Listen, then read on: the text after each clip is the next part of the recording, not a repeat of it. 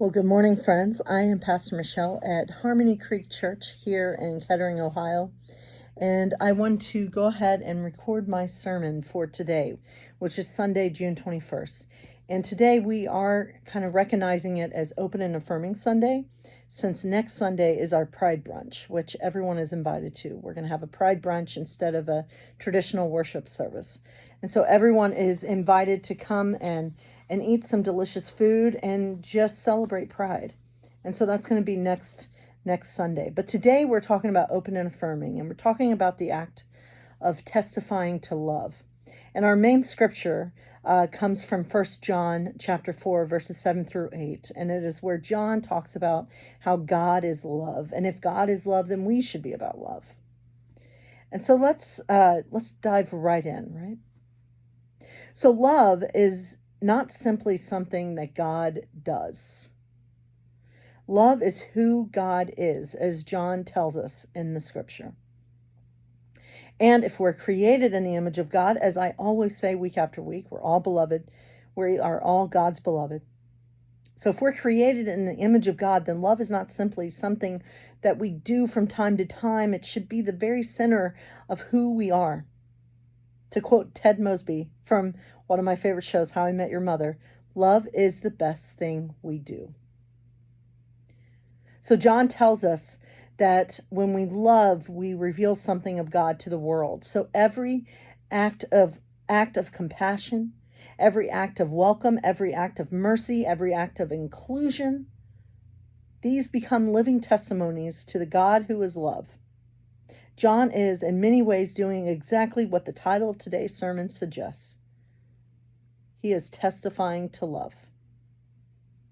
Now, speaking of this whole testifying to love, what inspired me for my sermon today is the Christian song, Testify to Love, which we sang during worship today.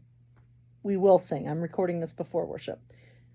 So this song was originally recorded by the Christian music group Avalon in the late 1900s, in the 1990s. So the chorus says, "For as long as I shall live, I will testify to love." So for years, and I remember it, for years this song was a staple in churches and youth group settings and revivals, on the Christian radio stations like K-Love, and in concerts. I remember hearing it a lot when I would go to chapel, when I attended Cedarville. You know, this song spoke of a faith that is visible through love rather than just words alone. But the thing is, the story behind this song makes clear that Avalon's idea of testifying to love was testifying to a love that wasn't truly for everyone. They were testifying to the love that they believed, perhaps. Because what happened was one of Avalon's former members, Michael Passions, it came out recently, would come out appropriate for Pride Month. He shared publicly that he was dismissed from the group after it became known that he was gay. So as I said, they were testifying to their own version of love, a version where not everyone was welcome at the table. And unfortunately, friends, this is still happening all over the place in churches. You know, for many LGBT plus Christians, stories like his are painfully familiar. People who love God, people who serve faithfully, people who sang about God's love, and yet they were told there was no room for them, no place for them, no welcome for them. Another Christian artist that I can think of that got a lot of backlash when they came out was Jennifer Knapp. But the thing is, these stories, right? Jennifer Knapp is still very popular, especially among LGBT plus Christians. Because what happens is that God has this way of redeeming what others try to discard. You know, years later, Michael joined up with the former Avalon member Melissa Green, and he joined up with country artist Ty Herndon to re-record the song Testify to Love. He re-recorded that song as his full self, as his gay self. And what a beautiful act of reclamation. That's why I wanted to kind of center my sermon around it, because that song has become almost a LGBT plus anthem. It is becoming very popular. A song, that once perhaps existed within narrow boundaries became a song and is now a song proclaiming a love wider than anyone had imagined, proclaiming a God whose love knows no bounds. And as I said, the LGBT plus community has embraced it, not simply because it's a good song, because it is, but because it tells a deeper truth. And at the end of the day, no one gets to decide who is worthy of God's love. No one gets to place limits on God's grace, and no one gets to build fences around the heart of God. Sometimes a song becomes bigger than the people who first sang it. Because Testify to Love was a big Christian radio hit. Today, though, it has become a testimony that God's love cannot be silenced, cannot be excused or confined. The very song once sung by a man who was told there was no place for him, now he is proclaiming that God's love is wider than any boundaries that we as humans can create. And we see this in Jesus, right? The boundaries that we may put up. Again and again, Jesus crossed the boundaries that humanity put in place. He crossed the religious boundaries, the social boundaries, the cultural boundaries, gender boundaries, economic boundaries. Jesus kept loving the people others rejected. He kept welcoming the people others excluded, seeing the people others overlooked. Again and again, Jesus testified to love, a love where there was room for everyone. Because remember, if the gospel and the good news, if it's only good news for some people, then it is not good news. And this is why I think being an open and affirming church matters. Being an open and affirming church is not about being politically correct, especially since in our current administration, being open and affirming and caring about diversity, equity, and inclusion, yes, DEI, those things are seen as more probably politically incorrect. But let us be politically incorrect if we need to, because I'd rather be wrong about loving too much than right about loving too little. Being open and affirming, it's not about trends. It's not about being popular. Because still, open and affirming is still a designation that makes up about 30%, I think, of UCC churches. Being open and affirming, though, at the end of the day, it's about testifying to love.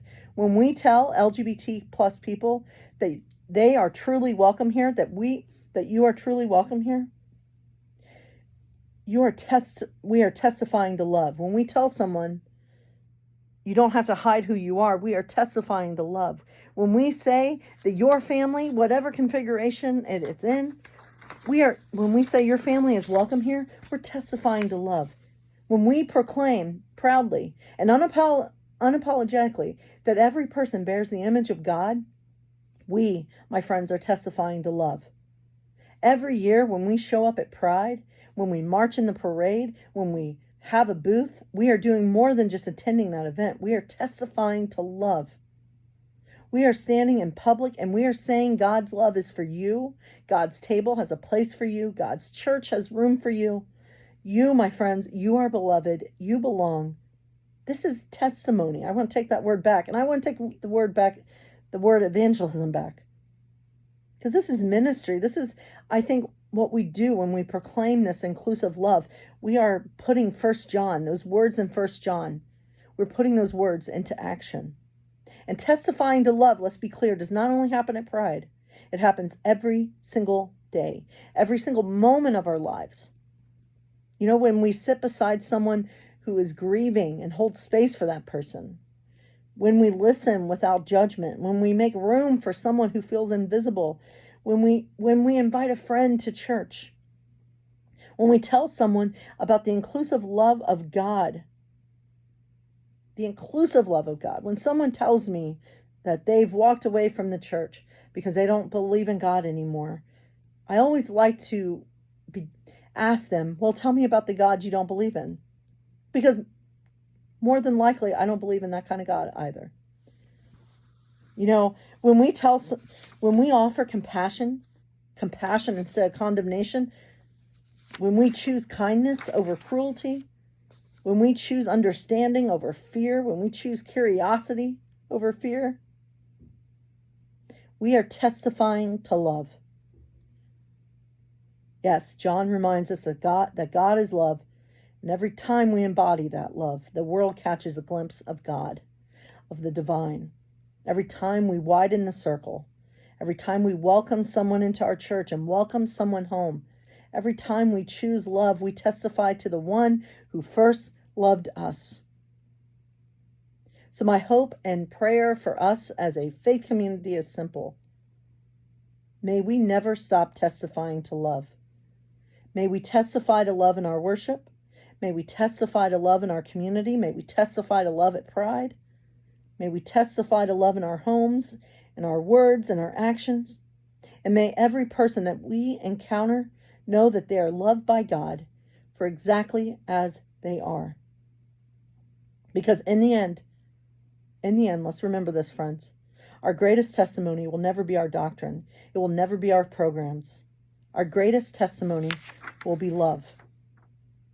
As the song says, for as long as I shall live, I will testify to love. And as we can say, for as long as we shall live, we, my friends, will testify to love. May you always know you are God's beloved through and through. Much love to you.